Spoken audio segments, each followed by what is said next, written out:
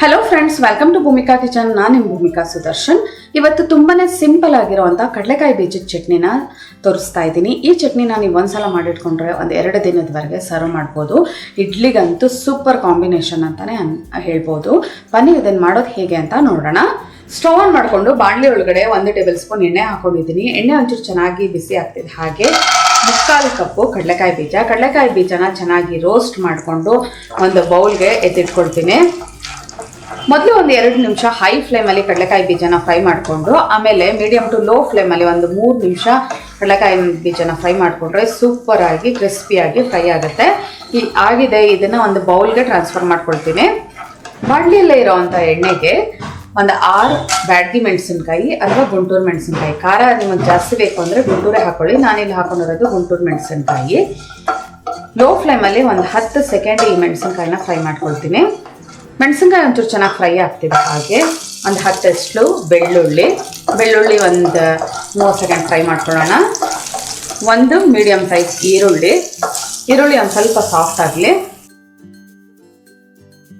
ಎಲ್ಲ ಲೋ ಫ್ಲೇಮಲ್ಲೇ ಫ್ರೈ ಮಾಡ್ಕೊಳ್ತಾ ಇದ್ದೀನಿ.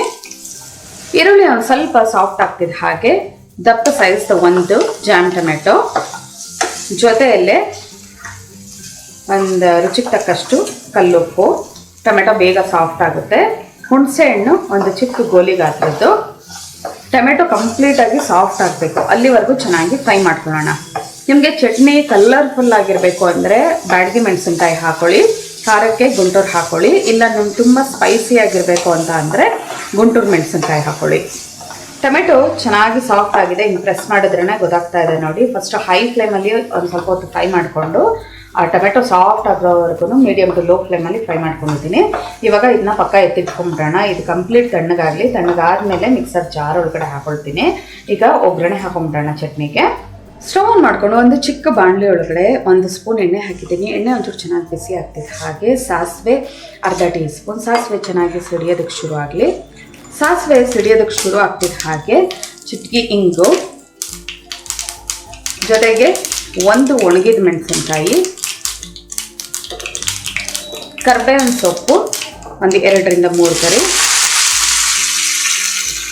ಎಲ್ಲ ಒಂದ್ಸಲ ಮಿಕ್ಸ್ ಮಾಡ್ಕೊಳ್ತೀನಿ. ಸ್ಟವ್ ಆಫ್ ಮಾಡ್ತಾ ಇದ್ದೀನಿ. ಈ ಒಗ್ಗರಣೆನ ಚಟ್ನಿ ಒಳಗಡೆ ರುಬ್ಬಿದ ನಂತರ ಹಾಕೊಳ್ಳೋಣ. ಫ್ರೈ ಮಾಡಿರೋವಂಥ ಎಲ್ಲ ಐಟಮ್ಗಳನ್ನೂ ಹಾಕೊಂಡಿದ್ದೀನಿ. ಮೊದಲು ಕಡಲೆಕಾಯಿ ಬೀಜ ಹಾಕ್ಕೊಂಡು ನಂತರ ಟೊಮೆಟೊ ಎಲ್ಲ ಫ್ರೈ ಮಾಡ್ಕೊಂಡಿದ್ನಲ್ಲ ಇದನ್ನು ಮೊದಲು ಹಾಗೆ ಗ್ರೈಂಡ್ ಮಾಡಿಬಿಟ್ಟು ಒಂದು 3/4 ಕಪ್ಪಷ್ಟು ನೀರು ಹಾಕ್ಕೊಂಡು ಚೆನ್ನಾಗಿ ಗ್ರೈಂಡ್ ಮಾಡ್ಕೊಳ್ಳೋಣ.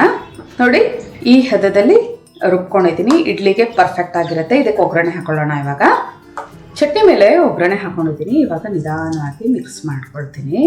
ಸರ್ವ್ ಮಾಡೋದಕ್ಕೆ ಕಡಲೆಕಾಯಿ ಬೀಜದ ಚಟ್ನಿ ರೆಡಿ ಇದೆ ನೋಡಿ. ಇದಂತೂ ಸಕ್ಕತ್ತಾಗಿರುತ್ತೆ. ಟೊಮೆಟೊ, ಈರುಳ್ಳಿ, ಬೆಳ್ಳುಳ್ಳಿ ಎಲ್ಲ ಹಾಕಿರೋದ್ರಿಂದ ತುಂಬ ಸ್ಪೆಷಲ್ ಆಗಿರುತ್ತೆ. ನಾನು ರೆಗ್ಯುಲರ್ ಮಾಡೋವಂಥ ಕಡಲೆಕಾಯಿ ಬೀಜದ ಚಟ್ನಿಗೂ ಇದಕ್ಕೂ ತುಂಬಾ ಡಿಫ್ರೆಂಟ್ ಆಗಿರುತ್ತೆ. ಬಿಸಿ ಬಿಸಿ ಇಡ್ಲಿ ಜೊತೆ ಈ ಕಡಲೆಕಾಯಿ ಬೀಜದ ಚಟ್ನಿನ ಸರ್ವ್ ಮಾಡೋದ್ರಂತ ಏನು ಚೆನ್ನಾಗಿರುತ್ತೆ ಗೊತ್ತಾ.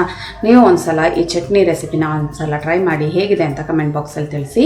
ಇವತ್ತಿನ ಈ ಸಿಂಪಲ್ ರೆಸಿಪಿ ನಿಮ್ಗೆ ಇಷ್ಟ ಆದರೆ ಲೈಕ್ ಮಾಡಿ, ಶೇರ್ ಮಾಡಿ. ಯಾರೆಲ್ಲ ಇನ್ನೂ ಭೂಮಿಕಾ ಕಿಚನ್ಗೆ ಸಬ್ಸ್ಕ್ರೈಬ್ ಆಗಿಲ್ಲ ದಯವಿಟ್ಟು ಸಬ್ಸ್ಕ್ರೈಬ್ ಆಗಿ. Thanks for watching.